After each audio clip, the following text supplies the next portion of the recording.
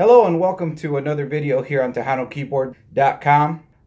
We're changing the scenery a little bit. Just decided not to be at the studio today and doing something here in front of the piano. Today what I want to talk about is secondary dominants, what they are and how they function within music. So a dominant chord typically is the 5 of something, meaning like in the key of C, the dominant would be 5. And the reason we call it dominant is because it's dominating the sound and wanting it to resolve to tonic, to home, to 1, okay? And the other thing that's interesting about it is that if you were to play just block 7th chords, okay, starting on C, that's a C major 7th, that's a D minor 7th, E minor 7th, F major 7th, and then here's the... That's a dominant chord, and the reason is because the 7th degree from G is actually a half step down, because that would be a G major 7th. This is a dominant 7th. So anytime you hear somebody call a 7th chord, really what they're trying to say is a dominant 7th chord, okay? So that's a dominant chord. So what's a secondary dominant chord? A secondary dominant chord would be a chord that has intentionally been made a dominant chord, even though within the scale it doesn't fit to be a dominant chord. Sometimes it's a minor chord, and oftentimes they're used to get from one chord to the next. Okay, so let's show an example. Here's a conjunto tune that everybody's familiar with. Let's take Cruz de Madera, and we'll take it from the chorus, right? The song's in G, and the song is primarily made out of 3 chords, okay? So you have your tonic, which is G, then you have your subdominant, which is C, your 4 chord, and then your dominant chord, which is your 5 chord, which is D7, okay? Oftentimes we refer to it as segunda in Spanish, even though it's really the 5th chord. So in this example, we're going to start from the chorus, okay? It's going to start on the 4 chord. Yo no quiero llantos, yo no quiero penas, no quiero tristezas, yo no quiero nada. Okay, so now we're going to the 5 chord right there, which is the D7, dominant 7. So how could we fit a secondary dominant within that chord progression? What we can do is actually put an A in between the C and the D. Now that is a functioning secondary dominant, and the reason that it's a secondary dominant is because in the key of G, A would be minor, okay? The minor 7th right here. And you don't want to go, yo no quiero llantos, yo no quiero penas, no quiero tristezas, yo no quiero nada. Although that does sound logical, it doesn't really function as a dominant chord. It's just a minor chord. It's playing a 2 and a 5, right? Because this is 1, 2, and then 5, okay? So we can turn that 2 into a dominant chord. And the way that we do that is by making it be the dominant chord of the following chord. I know that sounds a little complicated, but it's really simple, okay? If our target chord is D7, what would the 5 of D be? Well, we can go 1, 2, 3, 4, 5.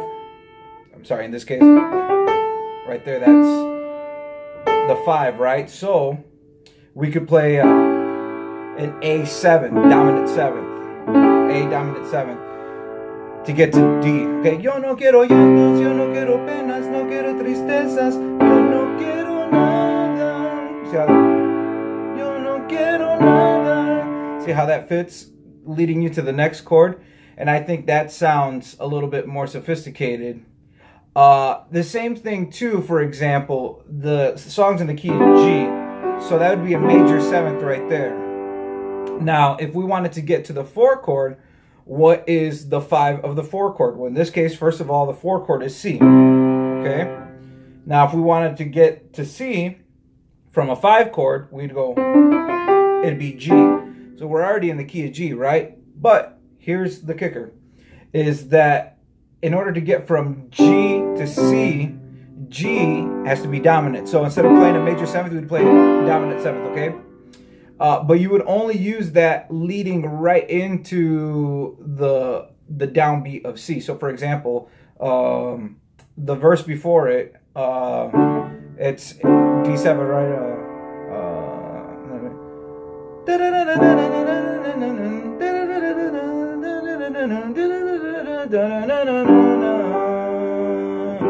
dominant right there. That's a secondary dominant because that's not necessarily within the key of G.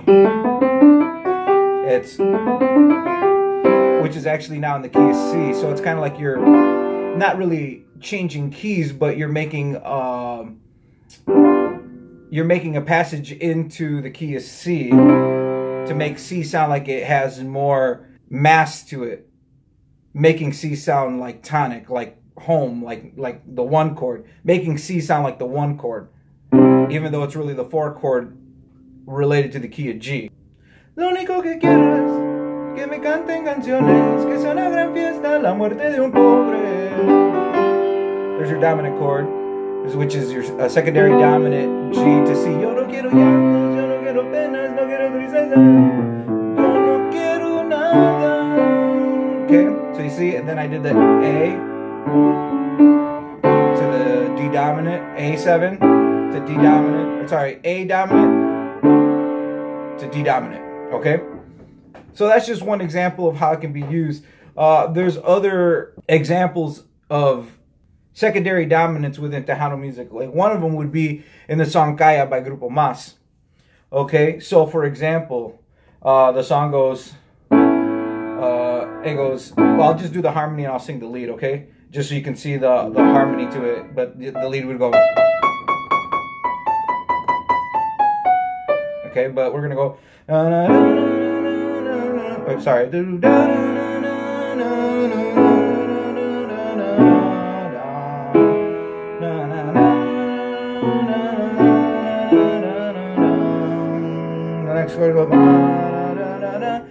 That right there is what would be considered a secondary dominant. Now let me explain why, okay? So if we were to go up the scale of A in chords, right? A major 7th, B minor 7th, C sharp minor 7th. So that's the chord that we're hearing right there.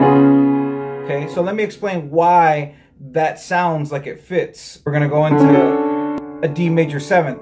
So right there it's just a chromatic passage. But later on in the verses, it does something different, okay? It goes, Calla, no digas que me amaste. Okay, right there. Okay, so it's an F sharp minor. Okay, so what is the 5 to F sharp? C sharp would be the 5th of F sharp. The 5 would resolve to the 1, making F sharp sound like 1. So for example, the chord would be like this. Okay? That sounds like it's supposed to happen that way. Okay? So, Calla, no digas que me amaste. And then it's going to go to here. Okay? Da, da, da, da, da, da. Okay, now that right there is another secondary dominant because you want to play it, we're in the key of A, but because we want to go to D, the 4 chord, we have to pick the 5 of 4, which is actually A. So 4 in this case would be D. So what's happening here is that we're making this A a dominant because it is the 5 to D. D in this case is the 4 chord, right? So it's the 5 of 4. So once again, we're in the 4 chord, right? But if you think up the 5th from there, you go 1, 2, 3, 4, 5. Okay?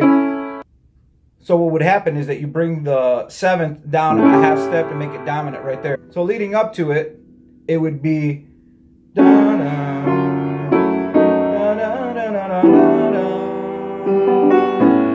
that right there is your A dominant 7th, which is a functioning dominant to D. So now we're playing the C sharp, but if you notice this time it's not dominant, it's just a regular C sharp, okay? But then when we go to F sharp, we're not going to do a F sharp minor, we're going to do dominant, because from right there we're going to go to D, okay, in the first verse. But let's take it from the second verse because it's going to go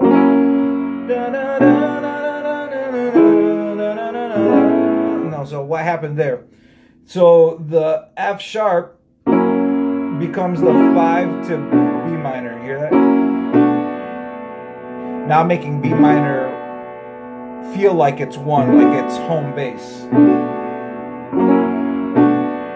So taking it from the whole second verse of Gaia, right?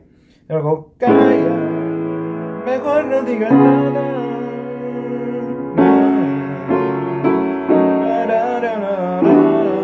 There's a secondary dominant again right there.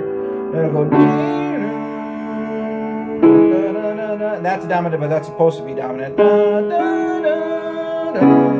That's minor. Last time we played it dominant, right? Now there's a secondary dominant, which is F sharp dominant 7th, which is in this case would normally be F sharp minor, but we're making it a dominant because it's da, da, da. Now it's making B feel like it's home base.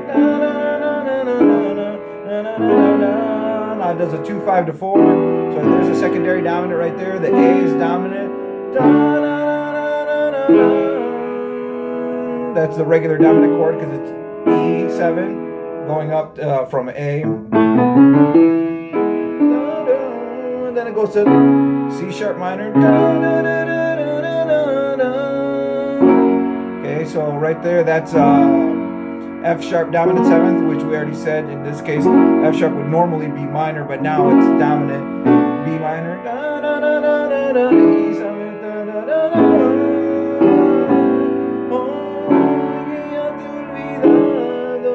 Then sometimes I like to go. So what did I do right there? I made a D, a dominant chord to fit into the C sharp. So where it goes.